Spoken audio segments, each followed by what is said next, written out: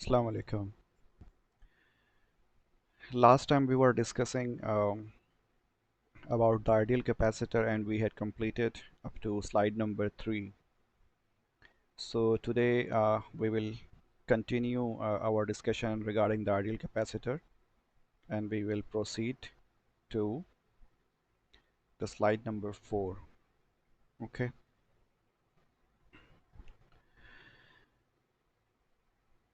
So आप लोगों के पास आप तमाम लोग जानते ही हैं कि जो कैपेसिटर होता है वो दो पैरेलल प्लेट से मिल के बनता है। वो जो दोनों पैरेलल प्लेट्स होती हैं वो कंडक्टिंग प्लेट्स होती हैं। A capacitor constructed of two parallel conducting plates of area A separated by a distance d has a capacitance C is equal to epsilon A over D।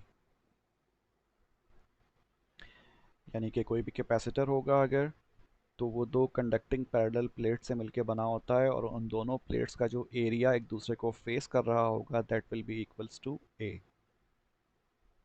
दोनों plates के बीच का फासला डिस्टेंस D से हम उसको डिनोट करेंगे और जो कैपेसिटेंस होगी उस कैपेसिटर की उसकी एक्सप्रेशन क्या होती है, C is equals to epsilon A upon D। ठीक है, C stands for the capacitance. इसका मतलब क्या हुआ कि C जो है वो डायरेक्टली प्रोपोर्शनल है किसके, एरिया ऑफ द प्लेट्स के, और C इनवर्सली प्रोपोर्शनल है किसके, डिस्टेंस बिटवीन प्लेट्स के। यानी कि अगर आप प्लेट्स का एरिया बढ़ा दोगे तो क्या होगा, कैपेसिटेंस बढ़ जाएगी। ठीक है, अगर आप एरिया बढ़ा देंगे तो कैपेसिटेंस क्या होगी, बढ़ जाएगी प्लेट्स की। ठीक है, तो इस वाले प्लेट की कैपेसिटेंस इस कैपेसिटर की जो कैपेसिटेंस होगी वो हाई होगी और इसकी छोट कम होगी। ठीक है, देख के ही लग रहा है बिकॉज जो इसका एरिया है, ठीक है, वो क्या है, एरिया ज़्यादा है, इसके ऊपर ज़्यादा कैपेसिटी है कि ये चार्जेस को अपने ऊपर स्टोर कर सके बनिस्बत इस छोटे वाले कैपेसिटर के। और दूसरी प्रॉपर्टी क्या है कैपेसिटेंस की, कि डिस्टेंस बिटवीन द प्लेट्स, यानी कि अगर ये जो डिस्टेंस आप देख रहे हैं, दिस डिस्टेंस, ठीक है, ये डिस्टेंस जो आप देख रहे हैं दोनों प्लेट्स के बीच का, अगर ये आप बढ़ा देंगे तो कैपेसिटेंस क्या होगी, कम हो जाएगी। यानी कि प्लेट्स का फासला एक दूसरे से अगर बढ़ जाएगा तो कैपेसिटेंस कम हो जाएगी, यानी कि उनकी चार्ज स्टोरिंग कैपेबिलिटी क्या हो जाएगी, रिड्यूस हो जाएगी। और अगर आप डिस्टेंस कम कर दोगे तो कैपेसिटेंस बढ़ जाएगी। डिस्टेंस बढ़ाने से कम हो रही कैपेसिटेंस, डिस्टेंस कम करने से कैपेसिटेंस बढ़ रही है। रीज़न क्या होती है, रीज़न इज़ वेरी सिंपल। अगर ये दो प्लेट्स हैं, ठीक है, इन दोनों के बीच का फासला है D1, ठीक है, और यही दोनों प्लेट्स, इन दोनों प्लेट्स के बीच का फासला क्या है, D2। तो ये नज़र ही आ रहा है कि जो D1 है डिस्टेंस है, ठीक है, this D1 distance is greater than D2। तो जो इलेक्ट्रिक फील्ड इन दोनों प्लेट्स के दरमियान डेवलप होगी, जब हम यहाँ पे चार्ज स्टोर करेंगे, इधर प्लस आ गया, इधर माइनस आ गया, ठीक है, तो इन दोनों के बीच की जो इलेक्ट्रिक फील्ड होगी उसकी स्ट्रेंथ क्या होगी, कम होगी। जबकि इस केस में जो कि डिस्टेंस कम है इन दोनों के दरमियान, तो इस केस में हमारे पास जो इलेक्ट्रिक फील्ड स्ट्रेंथ होगी वो क्या होगी, काफ़ी स्ट्रांग होगी। इसी वजह से ये जो प्लेट्स हैं दोनों, ये चार्जेस को अपनी सरफेस के ऊपर रिटेन कर पाएंगे। ठीक है, यानी कि फेस टू फेस जो चार्जेस हैं, पॉजिटिव नेगेटिव, ये एक दूसरे को ज़्यादा बेहतर तौर पे होल्ड करेंगे या फिर आ, रोक के रखेंगे। ठीक है, तो जब फील्ड स्ट्रांग होगी, चार्जेस यहाँ पर आकर एक्यूमुलेट होंगे, ठीक है, और रुक जाएंगे because of the attraction between positive and negative charges. तो जो कैपेसिटेंस होगी वो क्या हो जाएगी, बढ़ जाएगी। तो इस केस में कैपेसिटेंस हाई होगी, इस केस में कैपेसिटेंस कम हो जाएगी।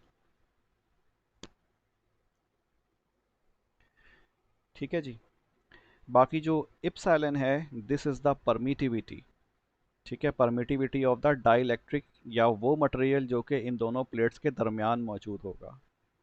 ठीक है, इन दोनों प्लेट्स के दरमियान जो भी मटेरियल होगा that will be called as the dielectric material या फिर इंसुलेटर। और ये एक एयर भी हो सकती है, या फिर एयर से ज़्यादा कोई दूसरा कंडक्टिव मटेरियल भी हो सकता है। ठीक है, बेहतर परमिएबिलिटी वाला मटेरियल हो सकता है एयर के मुकाबले में, जो कि इलेक्ट्रिक लाइंस ऑफ फोर्सेस को आसानी से अपने अंदर से क्या होने दे, पास करने दे। So these are the both possibilities. Okay, तो यहाँ वही चीज़ एक्सप्लेन करी हुई है कि where epsilon is the permittivity a constant of the insulating material between the plates.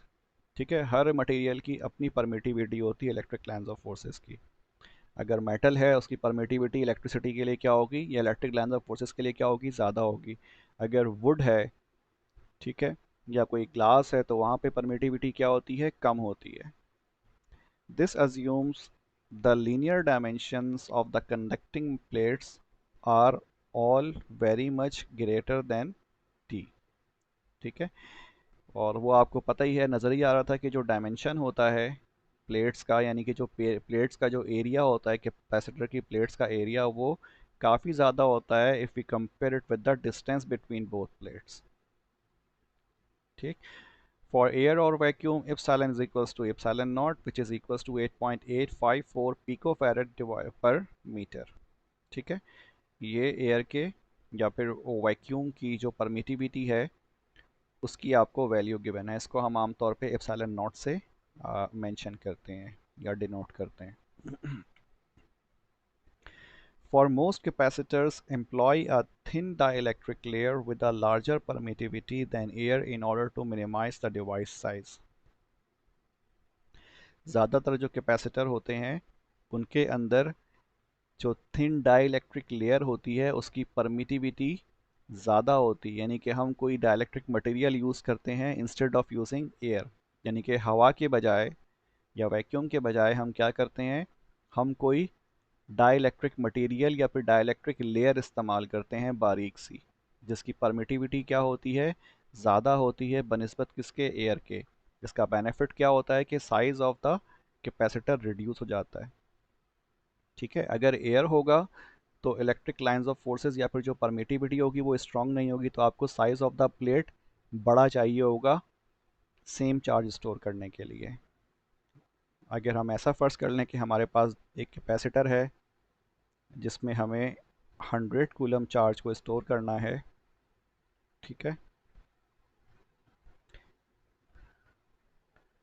100 coulomb charge हमें स्टोर करना है। ठीक है, दो कैपेसिटर में।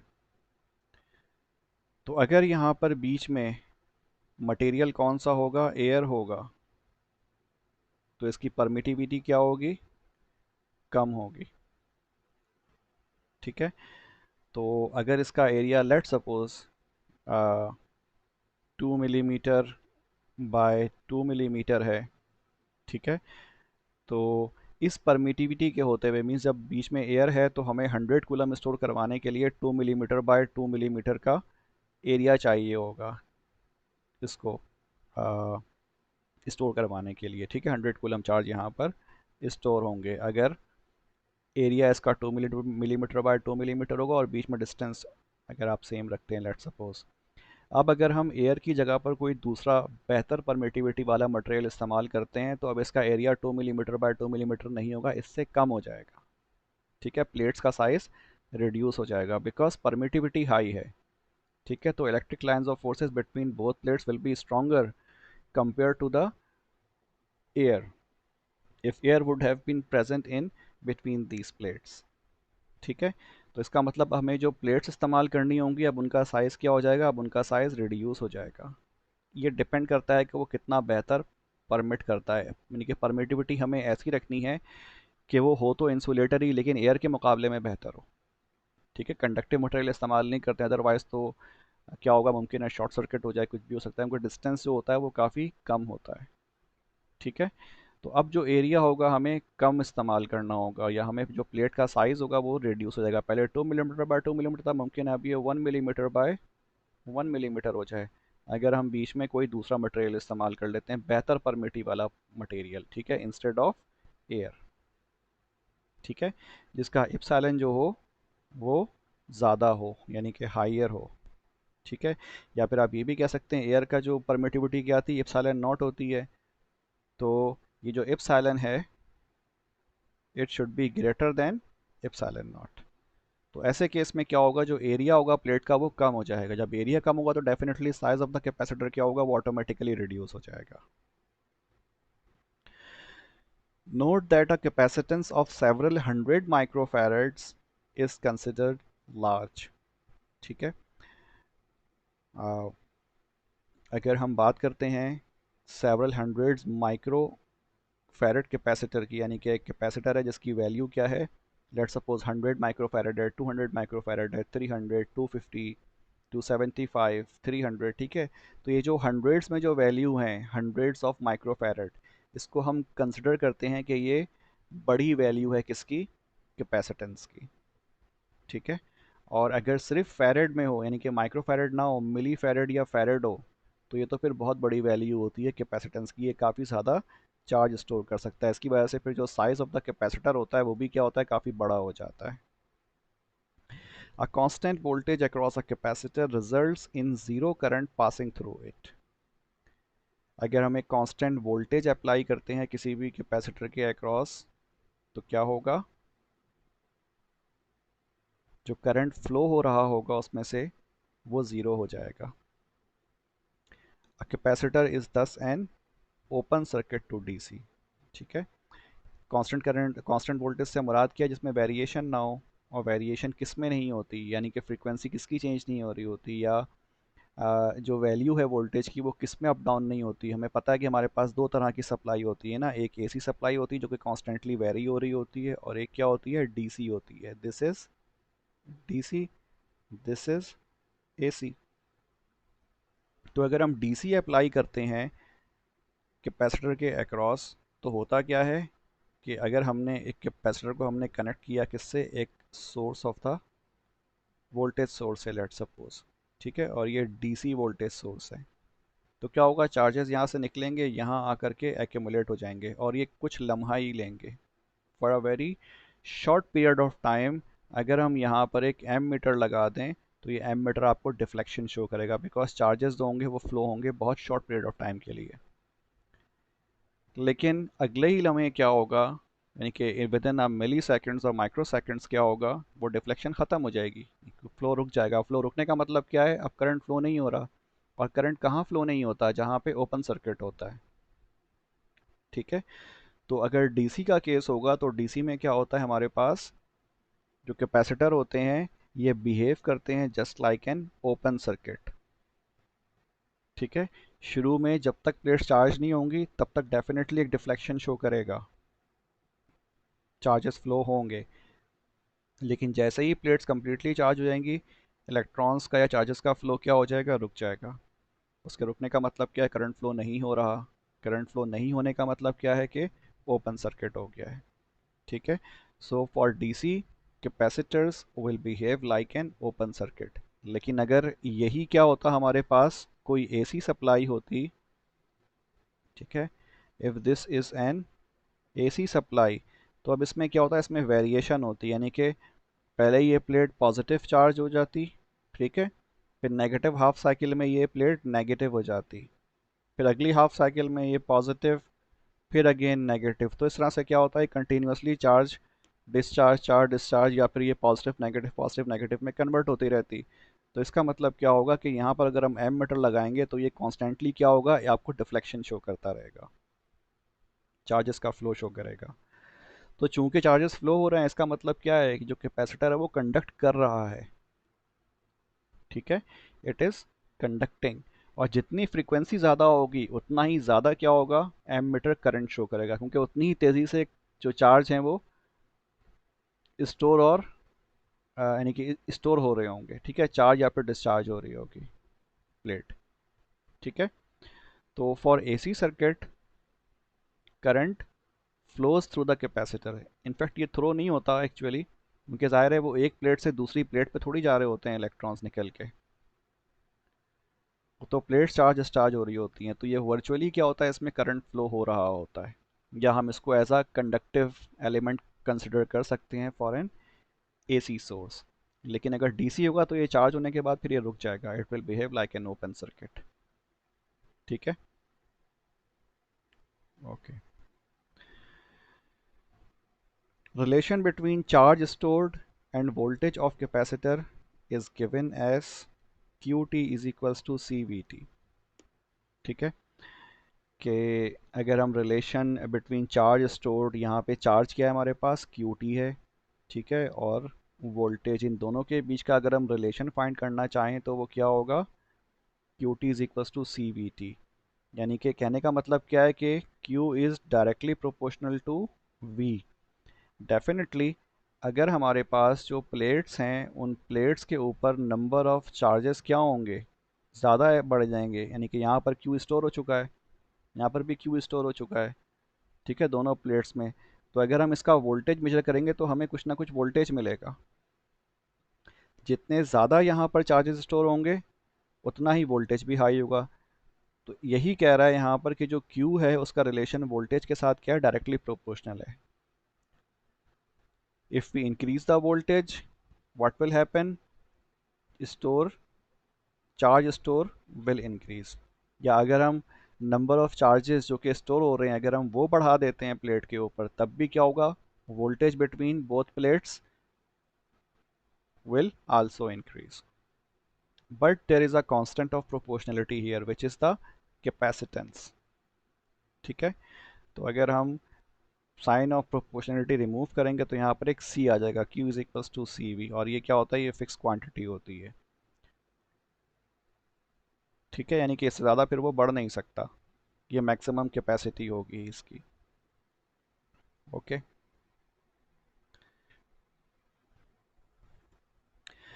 अच्छा जी, यहाँ पर आपको कुछ कमर्शियल कैपेसिटर्स हैं उनकी तस्वीर दिखाई गई है, इमेजेस मौजूद हैं डिफरेंट टाइप्स ऑफ कैपेसिटर की, फिगर ए बी और सी। तो यहाँ from left to right 270 picofarad ये सिरेमिक से बना हुआ है। ठीक है, ये जो आप देख रहे हैं this is made from ceramic. ठीक है, एंड देन 20 माइक्रोफैरेड टेंटेलम, तो ये जो आप देख रहे हैं ग्रीन वाला this is made from tantalum. ठीक, देन 50 नैनोफैरेड पॉलिएस्टर, ये जो आप देख रहे हैं ये कलर कोड के साथ, ठीक है, इसमें डिफरेंट बैंड्स आप देख रहे हैं, वाइट, ऑरेंज और ग्रीन बैंड। ठीक है, this is made from polyester and its value is 15 nanofarad. इसी तरह क्या है 150 nanofarad polyester, this is 150 nanofarad polyester made from polyester material. तो डिफरेंट मटेरियल इस्तेमाल होते हैं कैपेसिटर्स को बनाने में। ठीक है, उसकी वजह से उसके साइज में फ़र्क पड़ता है, उनकी जो अपीयरेंस है उसमें भी फ़र्क पड़ता है। ठीक है, और उनकी जो पोलैरिटी है उस पर भी डिपेंड करता है।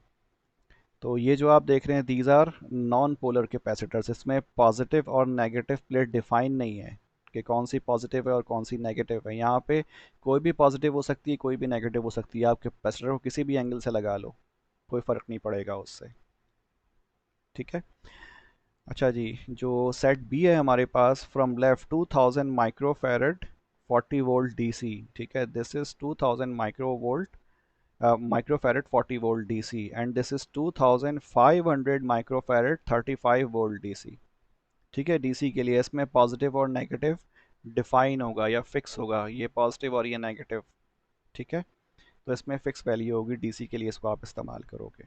इसको अगर आप पलट के लगाओगे तो चांसेस क्या है कि कैपेसिटर क्या होगा, ख़राब हो जाएगा। यानी कि अगर इसकी आपने जो पॉजिटिव प्लेट है उसको अगर आप कनेक्ट कर दो negative side of the voltage से, तो ये क्या होगा, कैपेसिटर ख़राब हो जाएगा, इसकी प्लेट्स जो होंगी वो डैमेज हो जाएंगी।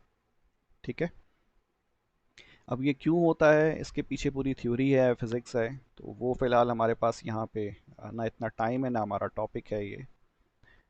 ठीक है, ओके, और जो आप थर्ड फिगर देख रहे हो C figure, clockwise from smallest 100 microfarad, ठीक है, this is 100 microfarad, and then 2200 microfarad, this is 2200 microfarad 50 volt DC, then 55 farad, ठीक है, ये 55 farad का है 2.5 volt DC, and then 4800 microfarad 50 volt DC, ठीक है, these are all DC, ये कहलाते हैं पोलर कैपेसिटर्स, क्योंकि इसमें पोल्स डिफाइन होते हैं, पॉजिटिव और नेगेटिव प्लेट्स पता होती हैं हमें कौन सी हैं. This must also be a polar capacitor, but these are non-polar capacitors, क्योंकि इनमें जो है प्लेट्स पॉजिटिव और नेगेटिव डिफाइन नहीं है. So that's why we call these capacitors as non polar capacitor, जबकि ये जो बी और सी में आप देख रहे हैं these are considered as polar capacitors because they are, that's why they are being used in the DC circuits. ठीक है, इनको आप एसी में इस्तेमाल नहीं कर सकते. ओके अच्छा जी, अब एक एग्जाम्पल है, एग्जाम्पल 7.1, राइट.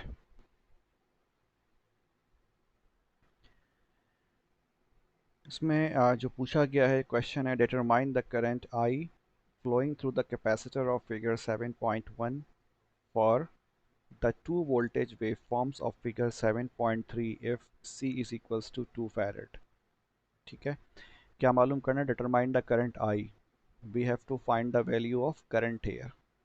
ठीक है, हमें करंट की वैल्यू मालूम करनी है जो कि कैपेसिटर से फ्लो हो रही होगी ऑफ फिगर 7.1. ठीक है, 7.1 फिगर यहाँ दिखाया हुआ नहीं है, बट हमें मालूम ही है कि जो कैपेसिटर है वो इस तरह से इसका सिंबल था. ठीक है, तो इस कैपेसिटर से जो करंट फ्लो हो रहा होगा यानी कि आई फ्लो हो रहा होगा वो हमें मालूम करना है. हमें दो वोल्टेज की वेव फॉर्म्स गिवन है, ये वेव फॉर्म ए है और ये वेव फॉर्म बी गिवन है. ठीक है, दो तरह के हमें वोल्टेज के वेव फॉर्म्स गिवन है. तो जब पहला वोल्टेज ये वाला अप्लाई होगा यानी कि फिगर ए का, तो क्या करंट फ्लो कर रहा होगा, और जब फिगर बी से बी वाला जो वोल्टेज अगर हम अप्लाई करेंगे तो क्या करंट फ्लो कर रहा होगा इस 2 फैरेड के कैपेसिटर से, ये हमें मालूम करना है. ठीक है, इट्स वेरी सिंपल. तो पहले हम पार्ट ए सॉल्व करते हैं, दिस इज पार्ट ए. ठीक है, हमने एक्सप्रेशन पढ़ी थी कैपेसिटर के करंट की, I is equals to C D we upon D T. ठीक है, हमें क्या मालूम करना है, करंट मालूम करना है, हमें वोल्टेज की वेव फॉर्म गिवन है, this is the wave form of the voltage या फंक्शन गिवन है हमें एक तरह से.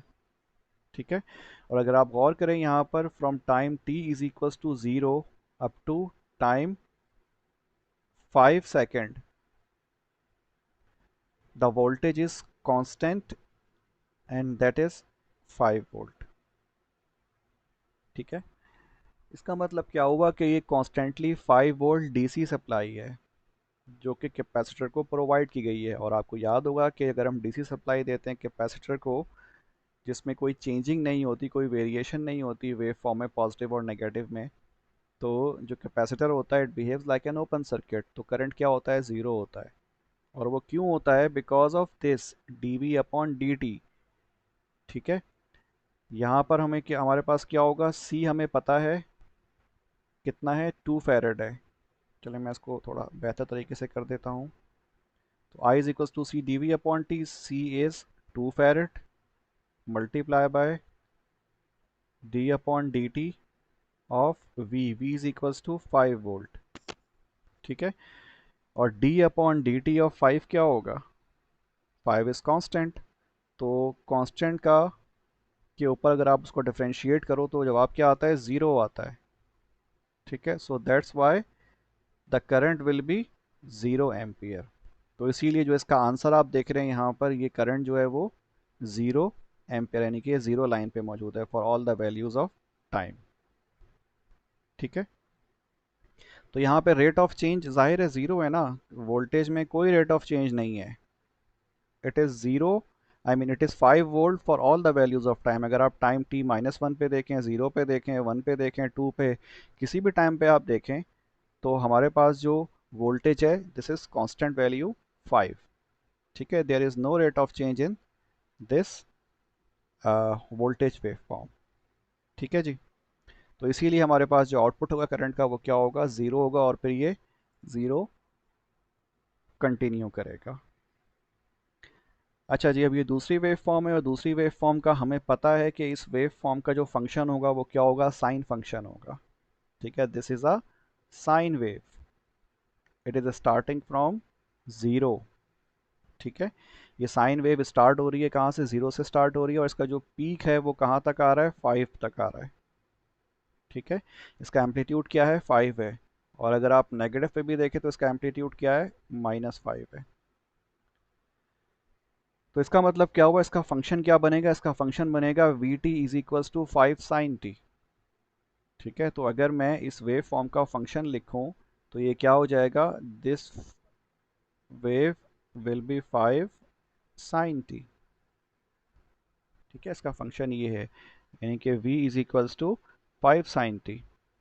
हमें करंट निकालना है, तो आपको पता है कि फार्मूला हमें मालूम है पहले ही, I is equals to C D we upon D T.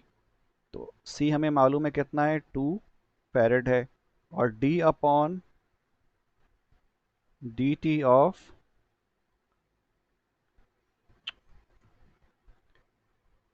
Is equals to 2 D upon D T of 5 sin t। ठीक है, तो ये क्या हो जाएगा, 5 कांस्टेंट है, बाहर आ जाएगा तो ये 10 बन जाएगा, और D upon D T of sine T क्या हो जाएगा, कॉस टी हो जाएगा। So this will be 10 cos t। ठीक है, और इसकी जो मैक्सिमम मिनिमम वैल्यूज़ क्या होंगी, 1 और -1 cos की। तो ये क्या होगा, +10 और -10। इसी वजह से देखें आप, यहाँ पे जब time t is equals to zero है, यानी कि साइन सॉरी कॉस, जब हम टाइम t की वैल्यू अगर हम यहाँ लिखें कॉस ज़ीरो, तो ये किसके बराबर होता है, 1 के बराबर होता है, तो 1 का मतलब ये 10 हो जाएगा।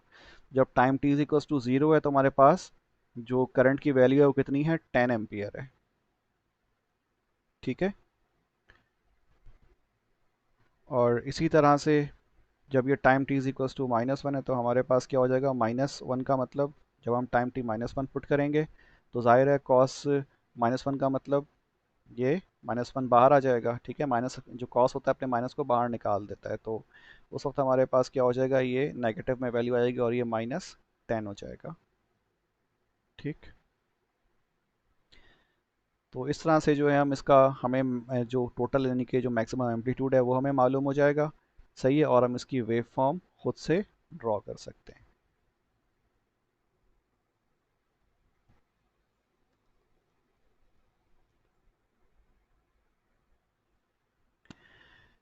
अच्छा जी, नेक्स्ट है प्रैक्टिस प्रॉब्लम 7.1।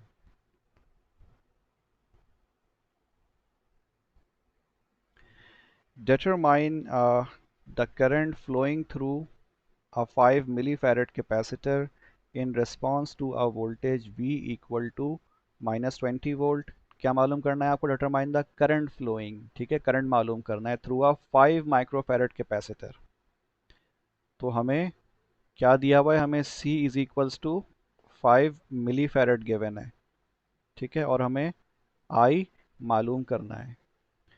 वोल्टेज हमें गिवन है कितना, V is equals to -20 volt पहला, और दूसरा दिया हुआ है 2e-5t वोल्ट। तो ये दो वोल्टेजेस गिवन है, हमको बारी बारी करना है।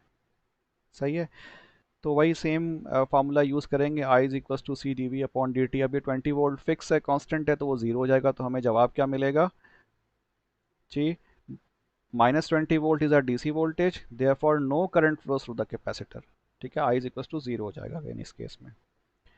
और जो दूसरा पार्ट है जिसमें 2e-5t है, तो इसको हम डिफ्रेंशिएट करेंगे। ठीक है ना, ये यहाँ पे डिफ्रेंशिएट किया हुआ है, I is equals to C D we upon D T. C की जगह पे क्या आ गया, 0.05 आ गया। ठीक है, 0.005 बिकॉज ऑफ 5 मिली फैरड। ठीक है, दिस इज 5 मिली फैरड। ठीक है, और यहाँ क्या हो गया, D upon D T of what, voltage. Voltage क्या है, 2 e⁻⁻⁵ है। सही है। तो जब इसको हम डिफ्रेंशिएट करेंगे तो हमें क्या मिलेगा, मैं इसको यहाँ दोबारा कर देता हूँ आपके लिए, 0.005। ठीक है, 2 कांस्टेंट है तो 2 बाहर आ जाएगा, D upon D T of e⁻⁵ ठीक है। तो ये कितना बन जाएगा, इसको 2 से मल्टीप्लाई करेंगे तो ये हो जाएगा 0.01, और D upon D T of e⁻⁻⁵ तो -5 इसकी पावर है, तो ये -5 पीछे आ जाएगा। ठीक है, और फिर आगे जो है हमारे पास e⁻⁻⁵ रह जाएगा। जब इसको हम मल्टीप्लाई करेंगे तो हमें क्या मिलेगा, -50 e⁻⁻⁵ मिली एम्पियर। ठीक है, तो इसको सॉल्व कर लीजिएगा।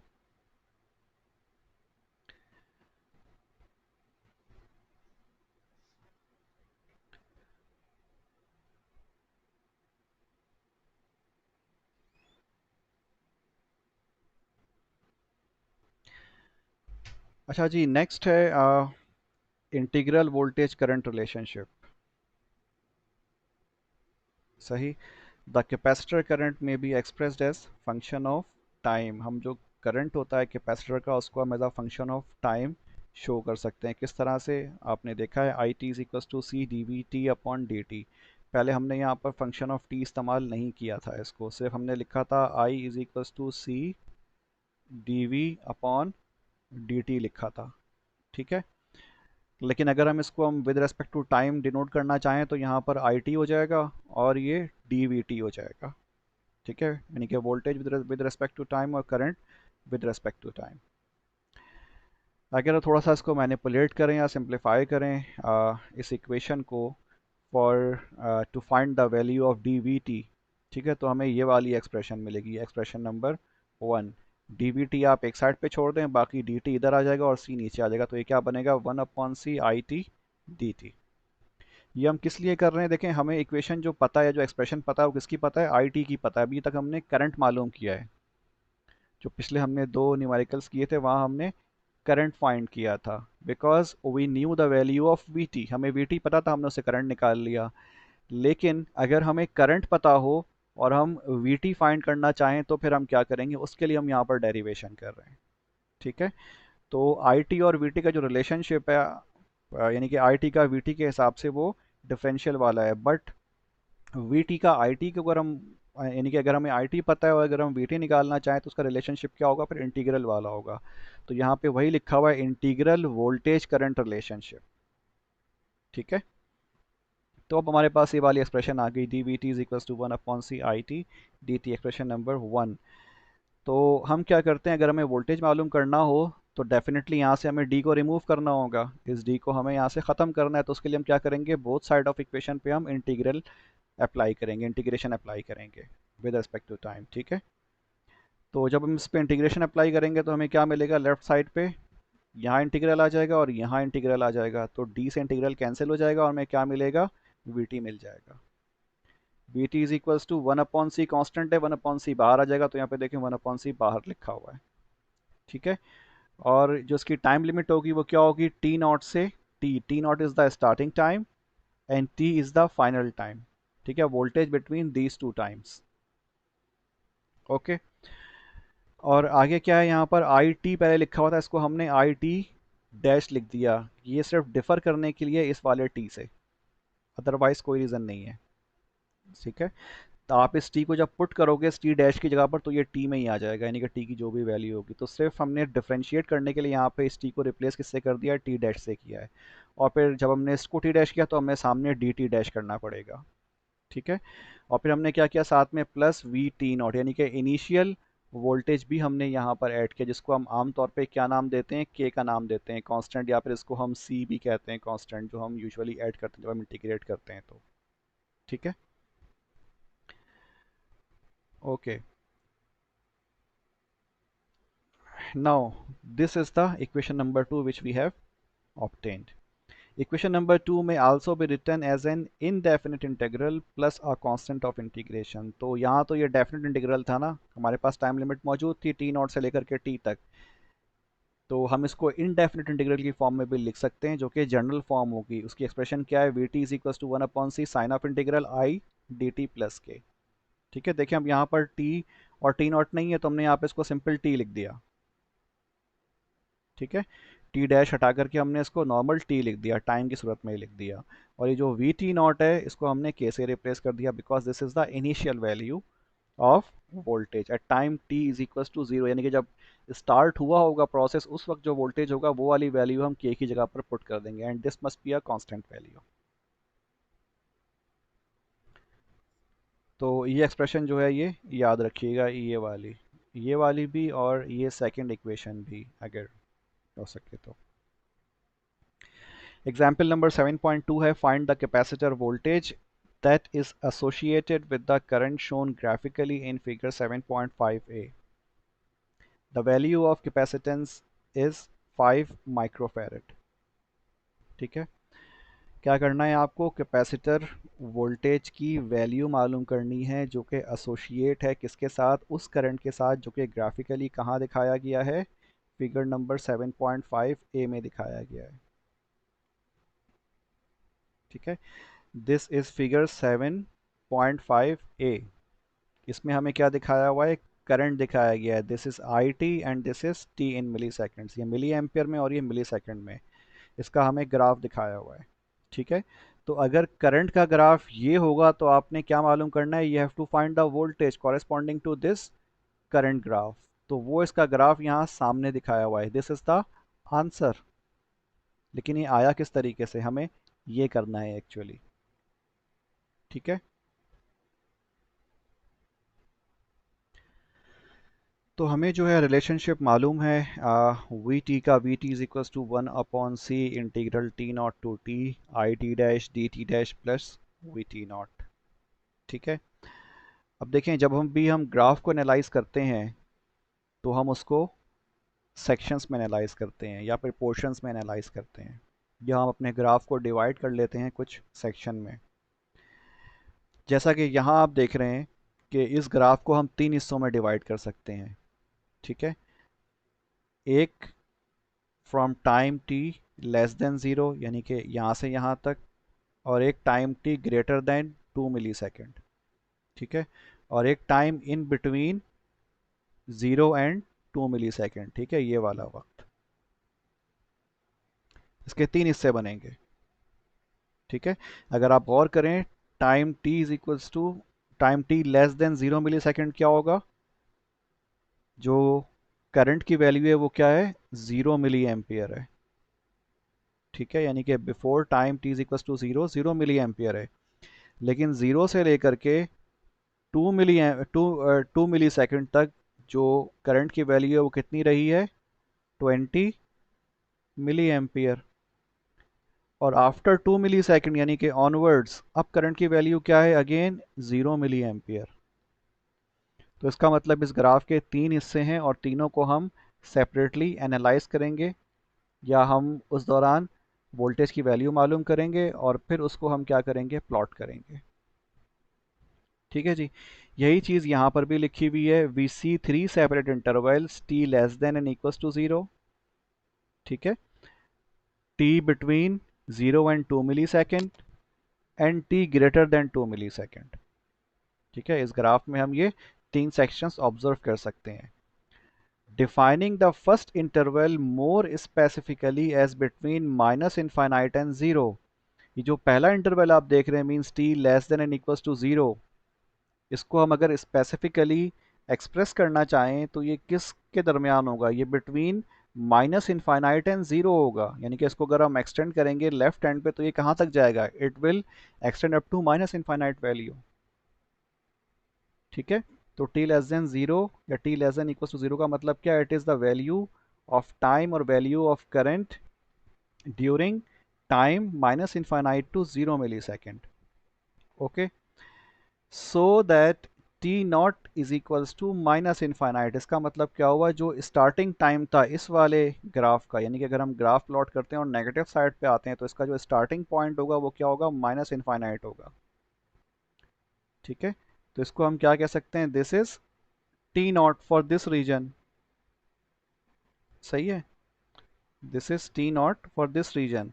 और यहाँ पर जहाँ पे टी 0 मिली सेकेंड है, ठीक है, यानी कि इस वाले पॉइंट पे ये क्या होगा, हमारा टी हो जाएगा, T is equals to 0 millisecond. तो हमारे पास रेंज क्या बनेगी, माइनस इनफाइनाइट से लेकर के कहाँ तक, 0 मिली सेकेंड तक।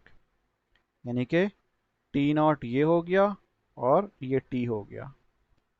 ठीक है, this will be the range. इस पूरे रेंज में क्या हुआ, जो वी टी नॉट था यानी कि माइनस इनफाइनाइट पे, ठीक है, टी नॉट की वैल्यू क्या है, जब माइनस इनफाइनाइट है तो करंट की वैल्यू क्या होगी, जीरो।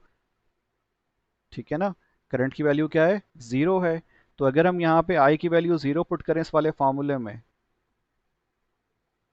ठीक है, और यहाँ पे वी टी नॉट है, this is we T not, चले हम इसको ऐसे कर लेते हैं कि ये वी टी नॉट है ना, अगर इसको हम यहाँ पुट करें, ठीक है, तो क्या पुट कर सकते हैं इसकी जगह पर, हम जीरो पुट कर सकते हैं, we T not is equal to zero, this zero will be put here. ठीक है, और जब इसको हम इंटीग्रेट करेंगे from T not to T, यानी कि in between T not and T, ये माइनस इनफाइनाइट से लेकर के टी तक, तो उस दौरान भी क्या है, आई टी की वैल्यू क्या होगी, जीरो ही होगी। तो इसका मतलब क्या हुआ कि throughout this duration voltage क्या रहा हमारे पास, जीरो रहा, because throughout this region current was zero. जब करंट जीरो है तो वोल्टेज भी क्या होगा, ज़ीरो ही होगा शुरू में, क्योंकि वी टी नॉट भी ज़ीरो था, यानी कि इनिशियल वोल्टेज भी ज़ीरो था। उसके बाद वी टी नॉट का मुराद क्या है, यानी कि माइनस इनफाइनाइट जब था तब भी वोल्टेज क्या था, ज़ीरो था। ठीक है, when time was minus infinite तब भी वोल्टेज क्या था, ज़ीरो था। और जब टाइम टी हुआ तब भी वोल्टेज क्या है, ज़ीरो है। तो ये भी ज़ीरो और ये भी ज़ीरो, इसका मतलब वी टी क्या हो जाएगा, ज़ीरो हो जाएगा। सिंपल। अच्छा जी, जो नेक्स्ट रीजन है हमारे पास वो कौन सा है, in between 0 millisecond and 2 millisecond. ठीक है, तो 0 मिली सेकेंड और T मिली सेकेंड, जो 2 मिली सेकेंड है, ये बेसिकली हमें क्या दिखा रहा है, कि रेक्टेंगुलर पल्स दिखा रहा है। ये जो वेव फॉर्म आप देख रहे हैं इसको हम क्या बोलेंगे, रेक्टेंगुलर पल्स बोलेंगे। सही है, और इस रेक्टेंगुलर पल्स में जो करंट की वैल्यू है थ्रू आउट दिस ड्यूरेशन, यानी कि जीरो से स्टार्ट हुआ और ये टू पे एंड हो रहा है, तो इस रीजन में हमारे पास वैल्यू क्या है, 20 मिली एम्पियर है थ्रू आउट दिस ड्यूरेशन। तो हम इस फार्मूले में जो आई टी डैश है इसको किससे रिप्लेस कर सकते हैं, 20 मिली एम्पियर से रिप्लेस कर सकते हैं, दिस इज 20 मिली एम्पियर। ठीक है, और वी टी नॉट का मतलब क्या है, इनिशियल इनिशियल वोल्टेज। तो इनिशियल वोल्टेज का मतलब क्या है, जीरो से पहले वाला है, फिर जीरो पे, at very zero time voltage क्या था, जीरो था। ठीक है, तो इसको हम क्या कहेंगे, वी जीरो बोलेंगे, इनिशियल, यानी कि स्टार्ट कहाँ से हो रहा है, जीरो से हो रहा है। तो at time T is equal to zero what was the voltage, तो इसीलिए हमने वी टी नॉट को हमने किससे रिप्लेस किया है, जीरो से रिप्लेस किया है। हमें सी की वैल्यू पता है कितनी है, 5 माइक्रोफेरेड है, हमें गिवन है 5 माइक्रोफेरेड। ठीक है, और इसको हम इंटीग्रेट करेंगे from time T zero to T तक के लिए। ठीक है जी, तो अब देखें ये जो वी ज़ीरो है, ठीक, ये क्या हो जाएगा, ज़ीरो हो जाएगा। जब इसको हम इंटीग्रेट करेंगे तो क्या होगा, ये कांस्टेंट वैल्यू है तो ये इंटीग्रल से बाहर आ जाएगा। सही है, तो हमें क्या मिलेगा, हमें मिल जाएगा 20 × 10⁻³ डिवाइडेड बाय 5 मल्टीप्लाई बाय 10⁻⁻6। ठीक है, और आगे ये इंटीग्रल ऑफ ज़ीरो और ये टी है। ठीक है, तो फिर ये टी माइनस क्या हो जाएगा, ज़ीरो हो जाएगा, प्लस वी ज़ीरो क्या है हमारे पास, ज़ीरो है। तो हमें जवाब में क्या मिलेगा, 5 4 ज़र 20, और ये -6 ऊपर जाके +6 हो जाएगा, तो ये बन जाएगा 4000 टी। ठीक है, तो ये वी टी क्या आ गया हमारे पास, 4000 टी हो गया। अब हम यहाँ पे क्या करेंगे, अब हम यहाँ पर टी की वैल्यूज़ पुट करेंगे, डिफरेंट वैल्यू। ठीक है, और वो रेंज क्या होगी, 0 से लेकर के 2 मिली सेकेंड तक की होगी, बिकॉज हमने इसको इसी के दरमियान इंटीग्रेट किया था। तो हम ये वाली वैल्यूज़ पुट कर, जब हम ज़ीरो पुट करेंगे तो हमें क्या मिलेगा, ज़ीरो मिलेगा। ठीक है, तो देखें यहाँ पर जब हमने ज़ीरो पुट किया तो वी टी क्या हुआ, ज़ीरो। तो सामने वेव फॉर्म आप देखें, इस वाली वेव फॉर्म को, इस फिगर को, इसमें time T equals to zero पे क्या है हमारे पास, वी की वैल्यू क्या है, ज़ीरो है। ठीक है, फिर जब वन हुआ, फिर हमने क्या किया, इसमें टाइम वन पुट किया। ठीक है, तो ये क्या बन जाएगा, 4000 बन जाएगा। सही, 1 मिली सेकेंड। तो क्या होगा, मिली से ये 3 सिफर कैंसिल हो जाएंगे और क्या मिलेगा हमें, जवाब 4 मिलेगा। तो देखें यहाँ पे जब वन है तो हम देखते हैं यहाँ पे ये क्या होगा, ये 4 होगा। ठीक है, फिर जब हम इसमें 2 पुट करेंगे यानी कि 2 मिली सेकेंड, तो मिली से अगेन 3 सिफर कैंसिल हो जाएंगे, तो 2 4 ज़ार 8 मिलेगा आपको। This is 8 at time T is equals to 2। ठीक है, तो ये हमने क्या किया, बिटवीन 0 एंड 2 मिली सेकेंड हमने क्या कर लिया, ये वेव फाइंड कर ली। इस तरह से हमने पॉइंट्स को ज्वाइन करने के बाद ये ड्रॉ कर ली लाइन। ओके, तो वही चीज़ यहाँ पर भी मेंशन है, since V zero is equals to zero, तो V T is equals to क्या होगा, 4000 टी हो जाएगा in between T 0 and 2 millisecond. ठीक है, और हम ये वाला ग्राफ प्लॉट कर सकते हैं इतना। ठीक है, यहाँ से लेकर के यहाँ तक का हम ग्राफ प्लॉट कर सकते हैं by putting the value of T 0 to 2। ठीक है, उन पॉइंट्स को हम जोड़ते जाएंगे और ये लाइन ड्रॉ हो जाएगी जो कि स्लोप में है। ठीक है, इस तरह से कॉन्स्टेंटली ये चार्ज हो रहा है, इसका मतलब कैपेसिटर उसका वोल्टेज कॉन्स्टेंटली बढ़ रहा है। ठीक है, okay. For the semi infinite interval following the pulse the integral of i T is once again zero, so that, अब देखें हुआ क्या कि आफ्टर 2 मिली सेकेंड, देखिए जब 2 मिली सेकेंड होगा तो जो कैपेसिटर होगा वो कितना चार्ज हुआ हुआ होगा, वो 8 वोल्ट चार्ज हुआ हुआ होगा। सही है, तो इसका मतलब जब हम इसके थर्ड सेक्शन में आएंगे यानी कि इस वाले रीजन में जब आएंगे तो इसमें क्या होगा, इसमें स्टार्टिंग वोल्टेज हमारे पास, यानी कि जब time t is equals to 2 millisecond है, इस वक्त जो वी टी नॉट होगा, ये क्या होगा, वी 2 मिली सेकेंड होगा, और ये किसके बराबर होगा, it will be equal to the value 8 volt. ठीक है, ये 8 वोल्ट के बराबर होगा स्टार्टिंग वोल्टेज। देखें ना, इस पॉइंट के बाद इस पॉइंट पे हमारे पास वोल्टेज क्या है, 8 वोल्ट है, और यही जो है हमारा थर्ड रीजन का स्टार्ट है। समझ गए, तो इसका मतलब क्या हुआ, जो स्टार्टिंग वोल्टेज है अब हमारे पास थर्ड रीजन के लिए यानी कि V T not, this is that is 8 volt. तो इसीलिए जो फार्मूला है, मेन फार्मूला हमारे पास, V T is equal to 1/c integral T not to T I T dash D T dash plus V T not, इसमें V T not की value क्या होगी हमारे पास, 8 वोल्ट हो जाएगी। ठीक है, अब मैं इसको साफ साफ लिख देता हूँ, यहाँ पर वी टी नॉट क्या होगा, 8 वोल्ट होगा। ठीक है, स्टार्टिंग वोल्टेज। अब ये जो आई टी है after time t is equals to 2 millisecond, यानी कि इस तरफ आई टी की वैल्यू क्या है, जीरो है थ्रू आउट द रीजन। तो जब ये आई टी जीरो होगा तो इसका मतलब हमारे पास ये पूरी पूरी टर्म क्या हो जाएगी, जीरो हो जाएगी। सही है, और वी टी की वैल्यू क्या हो जाएगी, 8 वोल्ट हो जाएगी। But this v T is for greater than time t is equals to 2 millisecond. तो इसीलिए हमने इसको क्या हुआ, हमने इसको ज़ीरो नहीं किया, हम इसको 8 वोल्ट पे फिक्स रखा और इसको हम आगे ले गए। ठीक है, इसको हमने आगे एक्सटेंड कर दिया, यानी कि for the rest of the time it will remain 8 volt. ठीक है, आई होप के समझ में आ गया होगा कि हमने इसको 3 सेक्शन में किया। Before time t is equal to zero, 0 volt था, क्योंकि स्टार्टिंग हमारे पास पॉइंट क्या था, माइनस इनफाइनाइट, उस वक्त भी जीरो करंट था, तो इसका मतलब वोल्टेज जीरो था, तो उस वजह से ये क्या हुआ, जीरो हुआ, यानी कि ये वाली टर्म भी जीरो थी और ये वाली टर्म भी जीरो थी, तो हमारे पास जीरो आ गया। नेक्स्ट हमने क्या किया, इसको बिटवीन 0 एंड 2 मिली सेकेंड हमने डिवाइड किया। तो स्टार्टिंग तो हमारे पास जीरो था, लेकिन ये चार्ज होकर कहाँ पहुँच गया, 8 वोल्ट पे पहुँच गया।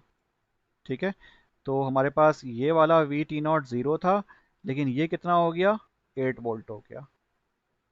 ठीक है, फिर जो थर्ड रीजन था उसमें हमारे पास यहाँ से स्टार्ट होगा 2 मिली सेकेंड से। अब 2 मिली सेकेंड पे जो वी टी नॉट है दिस इज 8 वोल्ट। लेकिन चूंकि अब यहाँ पर करंट देख रहे हैं आप, जो एक्चुअल ग्राफ है करंट का, उसमें अब करंट क्या हो गया, 2 मिली सेकेंड के बाद जीरो हो गया, तो इसका मतलब ये आई टी जीरो हो गया, तो ये जीरो हो गया ये वाला पूरा पोर्शन। तो वी टी क्या रहेगा, 8 वोल्ट ही रहेगा 40 ग्रेटर देन जीरो। सो इसीलिए यहाँ पर जो लास्ट एक्सप्रेशन आप देख रहे हैं we T is equal to 840 greater than 2 millisecond. तो इस तरह से हमने क्या किया, इन तीनों सेक्शन को मिलाया, इसको मिलाया इधर, ठीक है, इसको मिलाया इधर, और जो पिछली वाली स्लाइड पे था हमारे पास वो सेक्शन ये वाला था। ठीक है, तो ये तीन सेक्शन में हमने इसको ग्राफ को प्लॉट किया आपस में ज्वाइन करके। Now this is practice problem 7.2 which I have already solved here. Determine the current through a 100 picofarad capacitor of its voltage. हमें क्या मालूम करना है, करंट मालूम करना है थ्रू अ 100 पिकोफैरेड कैपेसिटर। हमें C गिवन है, हमें I कैलकुलेट करना है। If its voltage as a function of time is given, हमें voltage as a function of time given है। ठीक है, तो ये जो है हमें क्या गिवन है, voltage as a function of time हमें गिवन है इन फिगर 7.6। हमें क्या मालूम करना है, हमें आई मालूम करना है। So this is the formula of I. तो बहुत आसान है, I is equals to C D we upon D T है, हमें वोल्टेज पता है। ठीक है, तो voltage before time T is equals to 1 millisecond, क्या है, ज़ीरो है, कांस्टेंट है। ठीक है, तो इसका मतलब क्या हुआ, जब ये कांस्टेंट है तो d we upon D t for this duration यानी कि t less than 1 millisecond, ठीक है, 1 मिली सेकेंड से पहले पहले, सही है, this first one is for t less than 1 millisecond. ठीक है, this is i is equals to for t less than 1 millisecond. T less than 1 millisecond के लिए क्या है हमारे पास, जो वोल्टेज है वो क्या है, ज़ीरो है। तो इसका मतलब यहाँ पे जो वोल्टेज की वैल्यू आप क्या पुट करोगे, ज़ीरो पुट करोगे। ज़ीरो का मतलब आई क्या हो जाएगा, ज़ीरो हो जाएगा, तो इसलिए यहाँ पे क्या लिखा हुआ है, ज़ीरो लिखा हुआ है। ठीक है, this i is equals to zero for t less than 1 millisecond. Okay, अब आ जाएं नेक्स्ट रीजन की तरफ, वो कौन सा है, in between 1 millisecond and 2 millisecond. ठीक है, आपको पता है कि ये जो d we upon D T है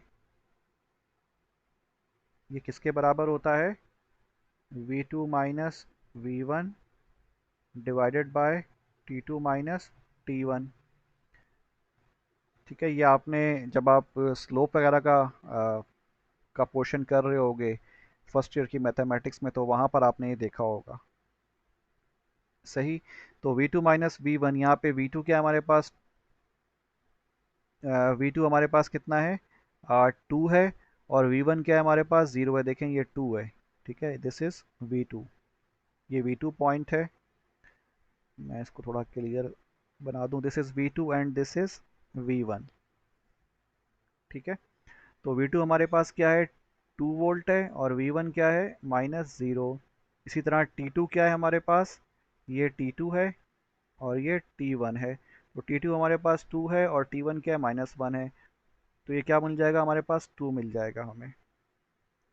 ठीक है, और ये 1 मिली सेकेंड है। ठीक है, तो ये मिली में आएगा, तो ये कितना हो जाएगा, मिली।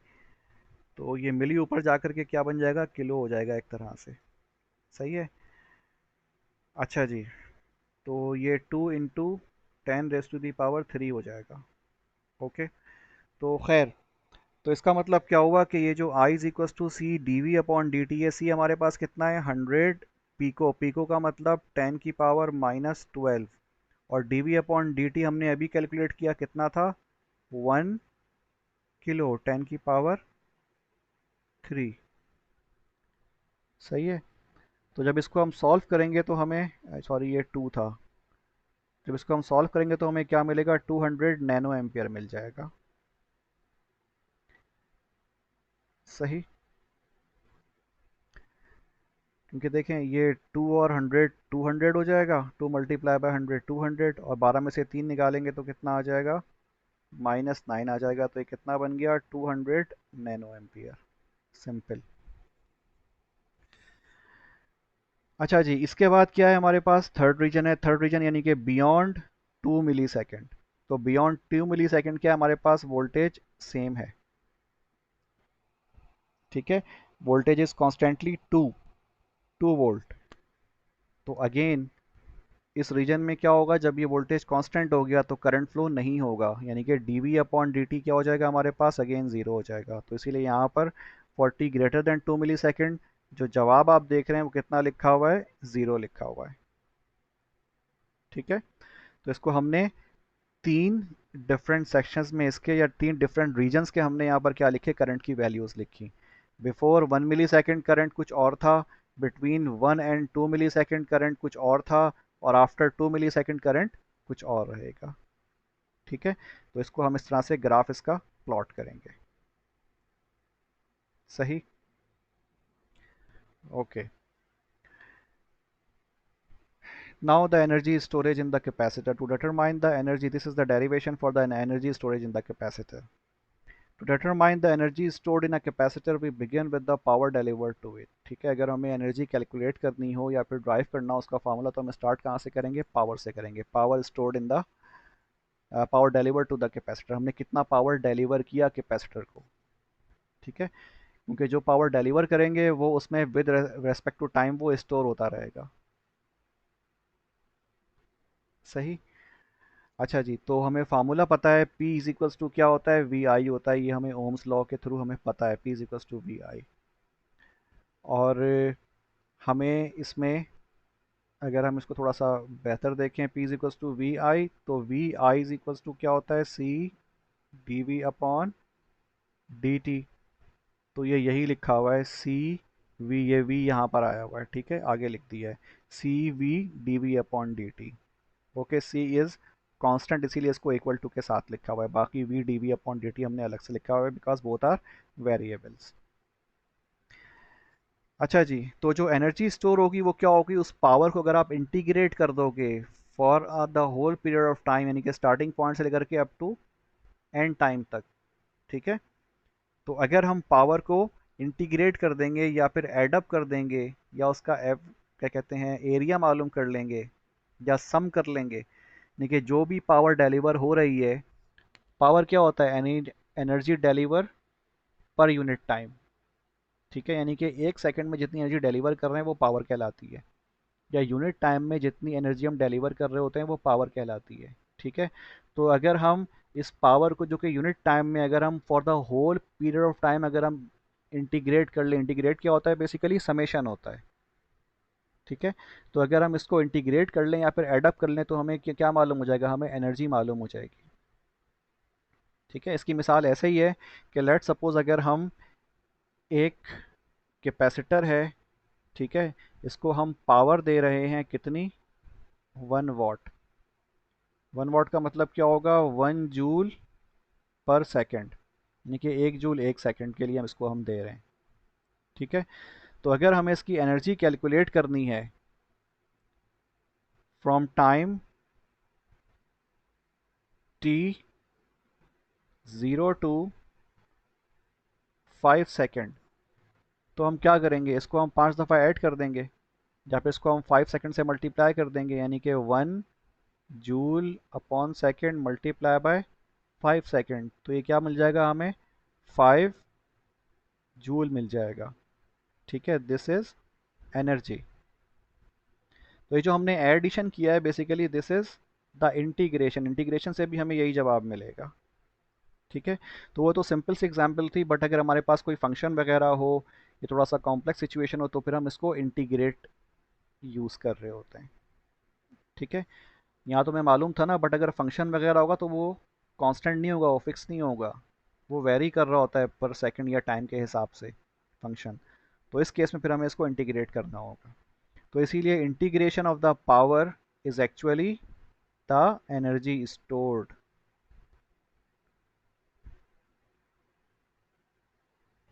इन द कैपेसिटर, ठीक है। अगर हम पावर को for a certain duration of time अगर हम इंटीग्रेट कर देंगे, तो हमें क्या मिलेगा, हमें एनर्जी स्टोर या energy delivered to the capacitor मिल जाएगा, ठीक है। तो हमने क्या किया, हमने यहाँ पर दोनों तरफ हमने इंटीग्रल का साइन अप्लाई किया या इंटीग्रेशन हमने अप्लाई किया, तो कुछ नहीं किया है, इसी एक्सप्रेशन को हमने थोड़ा सा मैनिपुलेट किया है। ये p is equals to C we D we upon D t था, ठीक है। तो हमने बोथ साइड्स पे क्या किया है, साइन ऑफ क्या कहते हैं, यानी कि ये कह लें हमने p D T dash apply किया is equals to C we D we upon D T, और यहाँ पर डी टी डैश, तो डी टी डैश से पहले हमने दोनों तरफ इसको मल्टीप्लाई किया, फिर इसको इंटीग्रेट भी कर दिया। और इंटीग्रेट हमने किया from time T not to t किया है, ठीक है, टी नॉट टू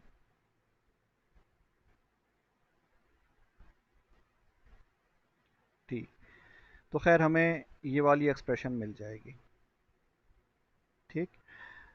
तो इसीलिए यहाँ पर integral from T not to t p d T dash is equals to c, c constant, तो ये इंटीग्रल से बाहर आ जाएगा।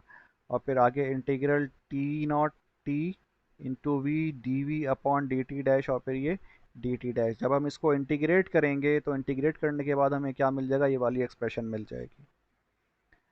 अब ये ना पूछना कि इसको इंटीग्रेट कैसे किया है, ठीक है। तो हमें ये वाली एक्सप्रेशन मिल जाएगी 1/2 C we T square minus V T not square. सही है जी।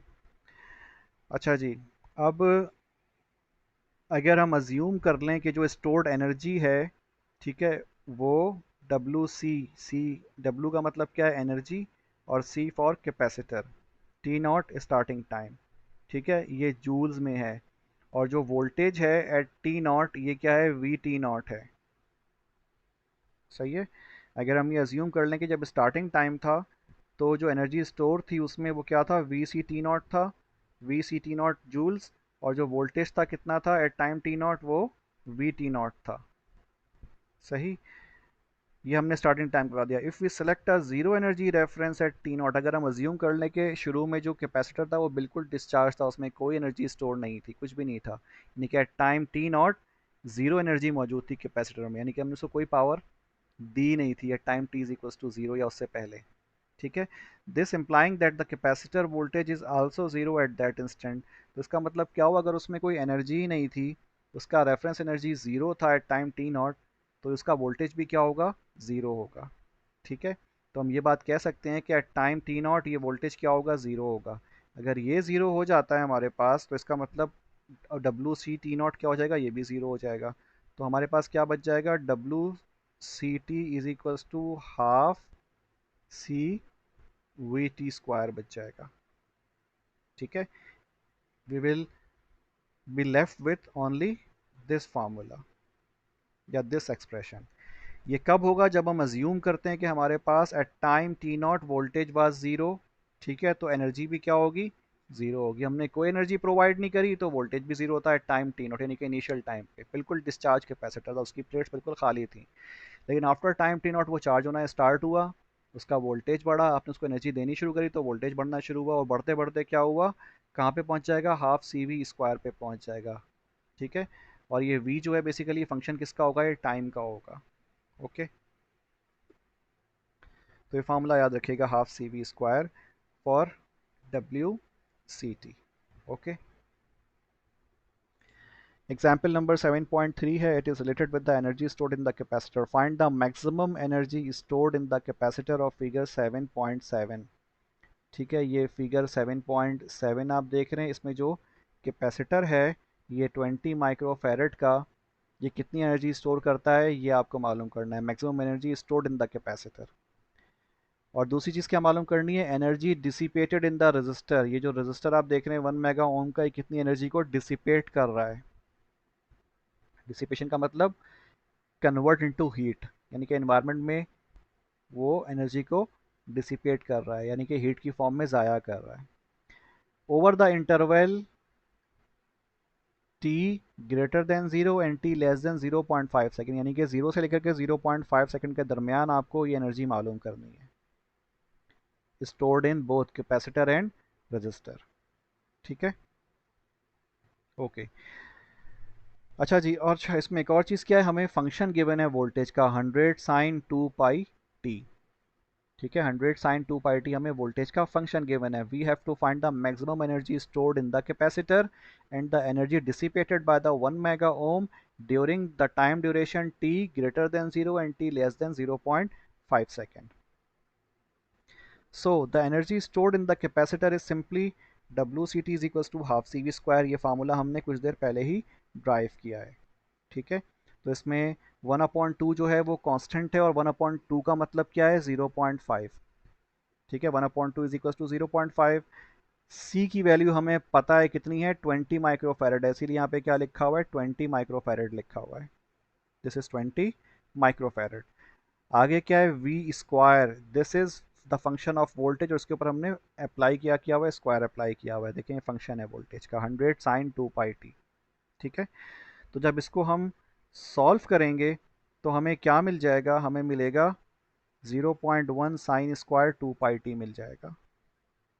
ठीक है, this is the energy stored by the capacitor for time T.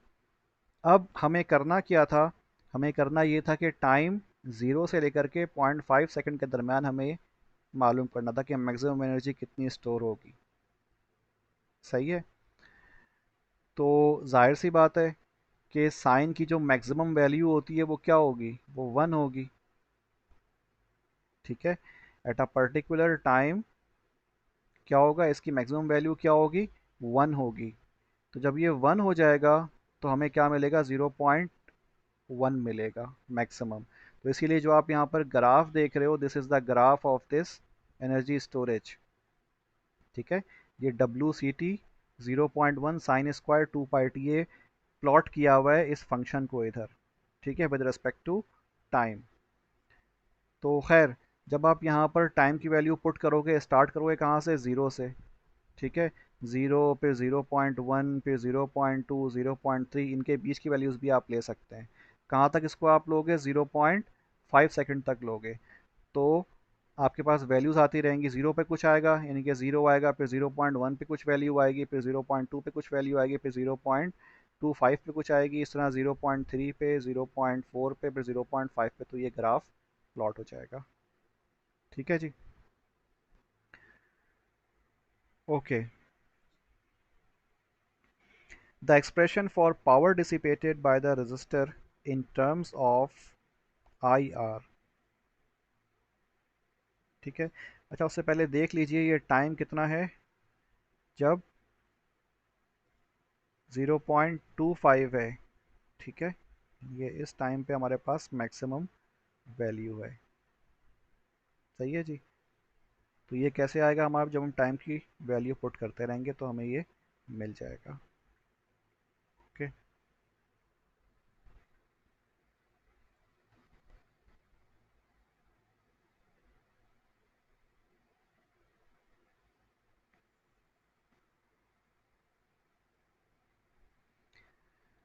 अच्छा इसमें एक और चीज़ है कि ये जो 0.25 है ना, 0.25 यानी कि ये वाली वैल्यू, तो 0.25 कैसे आएगा, 1/4 से आएगा।